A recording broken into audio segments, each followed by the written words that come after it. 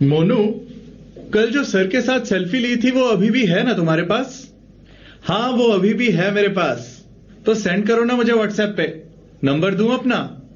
नहीं, मेरे पास तुम्हारा नंबर पहले से ही है। सोनू, मुझे भी वो पिक फॉरवर्ड कर देना। सर, जब मुझे मोनू से मिलेगी तो मैं कर दूंगा। अभी तक तो मेरे पास भी नहीं है। आपको भी देखनी है वो सेल्फी? दिखाते हैं, पर पहले कुछ नई चीजें सीखते हैं।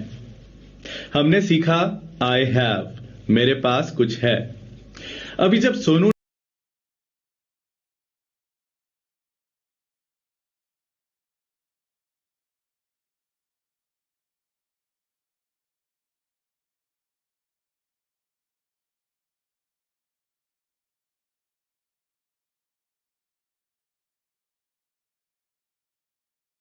आई still have the pic, picture अभी भी है मेरे पास। He still has that shirt, उसके पास अभी भी वो शर्ट है। ही के साथ हैव नहीं, हैज लगाना है। ये हम पिछले लेसन में सीख चुके हैं। She still has my pen, उसके पास मेरा पेन अभी भी है। It still has the same fragrance, इस चीज की खुशबू अभी भी वैसी ही है। Awwal still has his old car, Awwal के पास अभी भी उसकी पुरानी कार है। You still have a lot of weight, तुम्हारा वजन अभी भी ज्यादा ही है। We still have faith in God, हमें अभी भी ऊपर वाले पर यकीन है, भरोसा है। अब आगे बढ़ते हैं।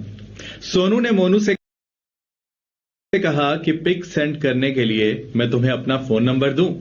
तो मोनू ने कहा, मेरे पास तुम्हारा नंबर पहले से ही है। इंग्लिश में जब कहना हो मेरे पास पहले से ही है, तो हम बोलते हैं I already have. I already have your phone number, मेरे पास तुम्हारा फोन नंबर पहले से ही है। ही ऑलरेडी हैज अ डिग्री, उसके पास डिग्री पहले से ही है। She already has my credit card, मेरा क्रेडिट कार्ड उसके पास पहले से ही है। अव्वल already has much knowledge of English, of English मतलब इंग्लिश की। अव्वल को इंग्लिश की काफी नॉलेज पहले से ही है। You already have enough clothes, तुम्हारे पास पहले ही जरूरत जितने कपड़े हैं। They already have so much money, उनके पास पहले ही इतना ज्यादा पैसा है। We already have a big TV, हमारे पास पहले ही एक बड़ा टीवी है। और आगे बढ़ते हैं। जब मैंने सोनू से कहा कि मुझे भी वो पिक फॉरवर्ड कर दे, तो सोनू ने कहा कि अभी तक तो वो पिक उसके पास भी नहीं है। हमने पिछले लेसन में सीखा था आई डोंट हैव, यानी मेरे पास नहीं है। अब अगर कहना हो मेरे पास अभी तक तो नहीं है, तो इसे इंग्लिश में कहेंगे आई don't have it yet. Yet ज्यादातर सेंटेंस के एंड में लगता है और इट की जगह उस चीज का नाम आएगा जिसकी आप बात कर रहे हो। I don't have that pic yet, मेरे पास अभी तक वो फोटो नहीं है। He doesn't have a job yet, उसके पास अभी तक जॉब नहीं है। She doesn't have any friends yet, उसके अभी तक कोई दोस्त नहीं है। Awwal doesn't have a big house yet, Awwal के पास अभी तक एक बड़ा घर नहीं है। You don't have any responsibilities yet, तुम पर अभी तक कोई जिम्मेदारियां नहीं हैं।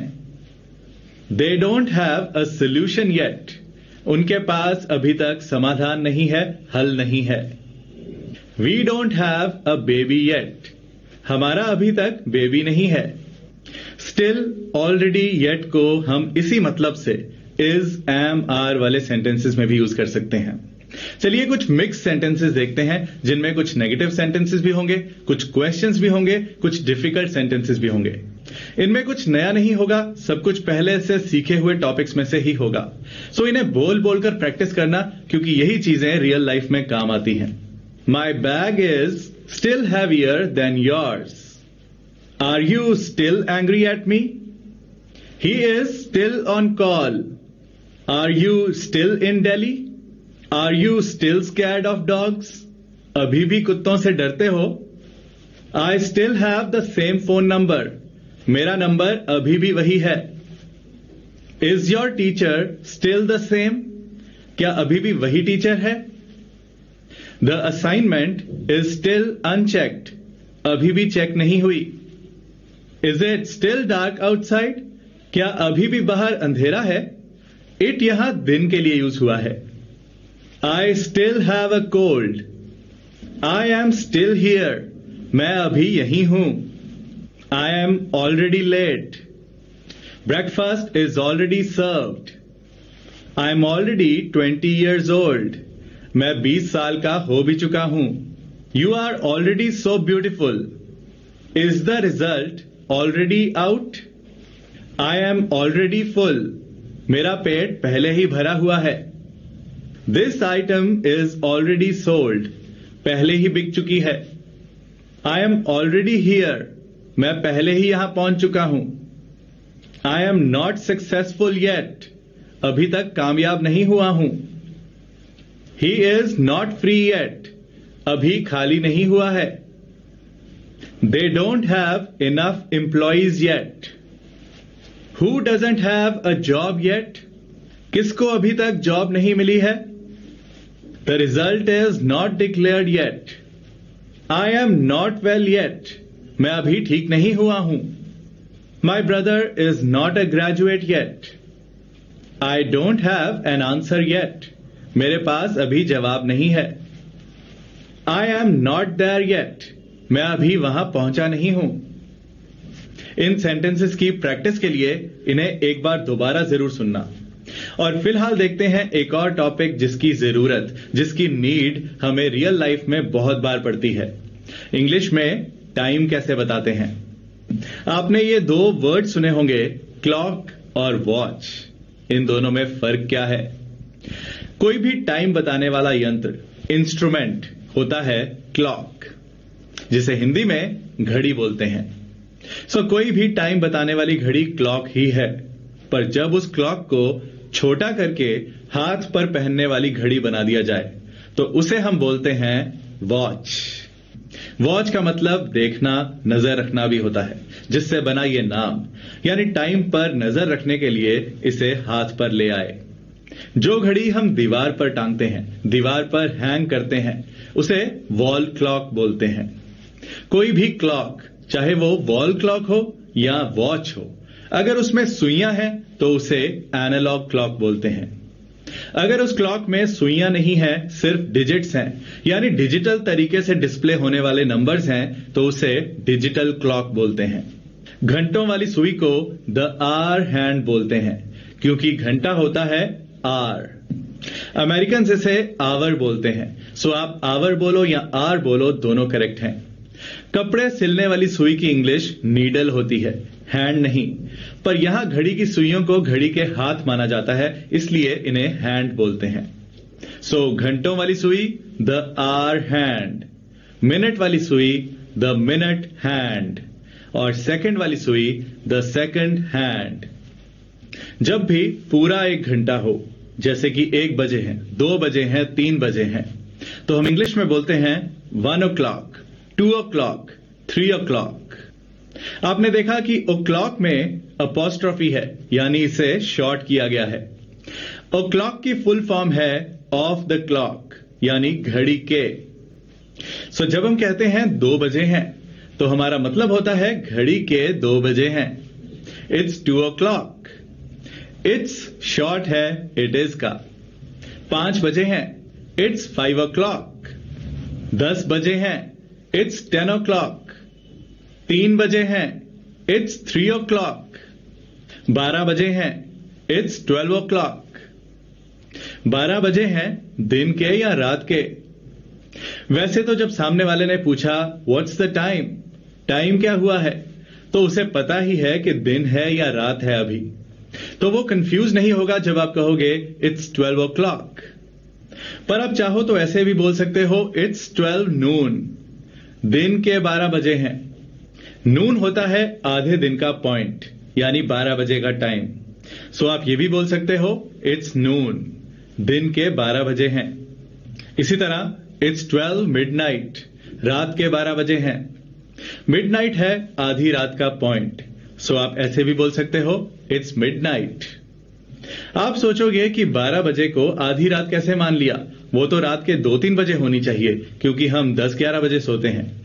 लेकिन टाइम के मुताबिक 6 बजे से रात शुरू हो जाती है और 12 बजे का पॉइंट है आधी रात का पॉइंट। अब अगर कहना हो 3:30, 4:30, 5:30 तो इंग्लिश में कैसे बोलते हैं? 3:30 का मतलब क्या है कि 3 बजे हुए, आधा घंटा बीत चुका है। आधा मतलब हाफ, तो हम इंग्लिश में बोलते हैं इट्स 3:30। 3:30 बजे हैं। पास मतलब बीता हुआ। 5:30 बजे हैं। इट्स 5:30। 8:30 हुए हैं। इट्स 8:30।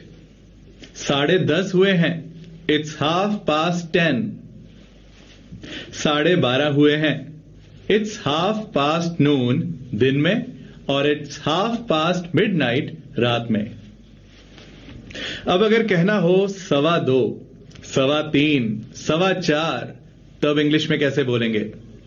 सवा मतलब 1 घंटे का 1/4 हिस्सा, 1/4 पार्ट, जिसे इंग्लिश में कहते हैं क्वार्टर। जैसे 3:30 है 3:30, इसी तरह 3:15 है 3:15। 3:15 बजे हैं। इट्स 3:15। 4:15 बजे हैं। इट्स 4:15। 8:15 बजे हैं। इट्स 8:15। 12:15 बजे हैं। इट्स 12:15 नून या फिर इट्स 12:15 मिडनाइट। अब सीखते हैं कि 4:45, 6:45, 4:45 कैसे बोलना है इंग्लिश में। जब हम कहते हैं 4:45 तो हमारा मतलब होता है कि 5 बजने में 1 क्वार्टर रहता है।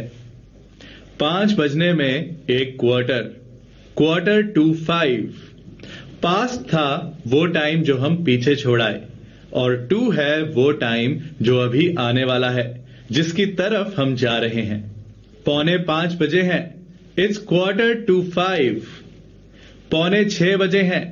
इट्स 6:45। 7:45 बजे हैं। इट्स 7:45। 11:15 बजे हैं। इट्स 12:45 दिन में और इट्स 12:45 मिडनाइट रात में। अब हम इस तरह से भी बोलते हैं 6:16, 8:20, 9 बजने में 17 मिनट, 2 बजने में 19 मिनट, 6:16। इसे इंग्लिश में हम बोलेंगे 16 minutes past 6 या शॉर्ट में 16 past 6।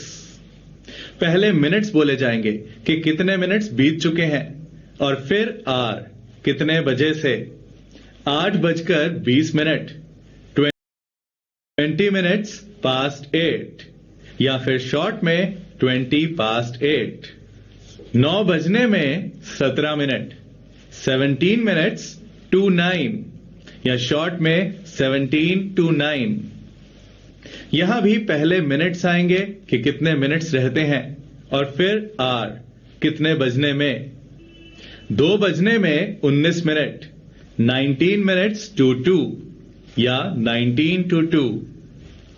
12 बजने में 5 मिनट, 5 minutes to noon दिन में और 5 minutes to midnight रात में। और इसी तरह 12:05, 5 minutes past noon दिन में और 5 minutes past midnight रात में।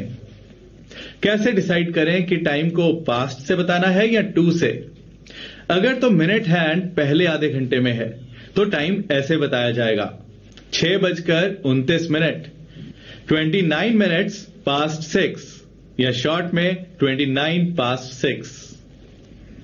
और जब वो मिनट हैंड दूसरे आधे घंटे में चला गया तो टाइम ऐसे बताया जाएगा 7 बजने में 29 मिनट, 29 minutes to 7 या शॉर्ट में 29 to 7। इसकी अच्छे से प्रैक्टिस करना। इसके अलावा भी आप एक और तरीके से टाइम बता सकते हो। रात के 12 बजे से दिन के 11:59 तक AM लगाकर। इट्स 12 AM, रात के 12 बजे हैं। इट्स 2 AM, रात के 2 बजे हैं। इट्स 5:15 AM, सुबह सुबह के 5:15 हुए हैं. It's 7:25 a.m. It's 11:45 a.m. और दिन के 12 बजे से रात के 11:59 तक PM लगाकर. It's 12 p.m. दिन के 12 बजे हैं. It's 2:13 p.m. दिन के 2:13 हुए हैं. It's 4:30 p.m. It's 6:22 p.m. It's 7:15 p.m. It's 10 p.m. अब से टाइम बताना तो इंग्लिश में ही बताना. इससे अच्छी प्रैक्टिस और क्या हो सकती है.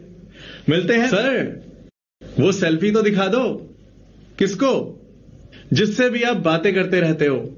ओह हाँ, ये रही सेल्फी.